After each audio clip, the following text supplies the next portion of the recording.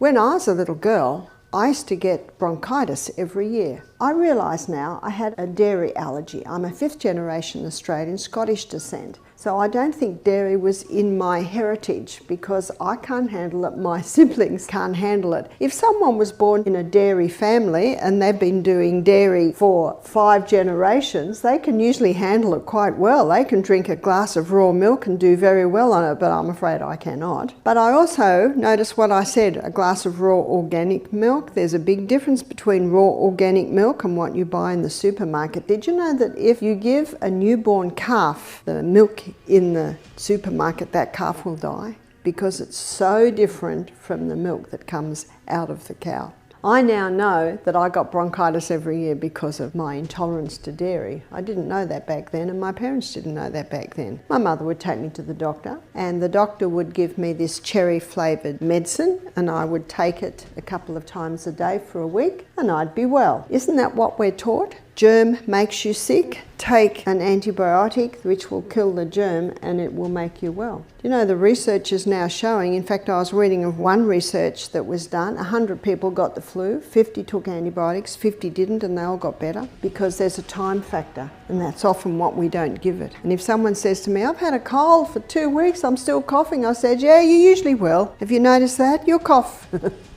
You often cough for a couple of weeks because you know what a cold is, it's a house clean. And it was in the 1940s that the Common Cold Research Unit was set up in Salisbury, London, in England, to find the cause and the cure of the common cold. After about 40 years, they closed down in disgrace because of total inability to find the cause and the cure of the common cold, because they never will, because it's a house clean. And that's what often these guys come in to do. They come in to clean up the house. So if you can keep the house clean, there's actually no need for these to do much. And have you noticed when you got a cold, you're blowing your nose a lot? What's all that? That's waste. Waste coming out. And when you cough over those yellow lumps, rejoice, where was it before you coughed it up? It's actually cleaning up the house. It's part of the cycle of life. So what did the doctor give me? He gave me antibiotics. What's an antibiotic? Let's have an assessment of what it is. Anti means against, biotic means life. And as living organisms, we have to get away from the kill mentality, because anything that has the ability to kill a small organism has the potential to kill a large. And what are we? We're the large.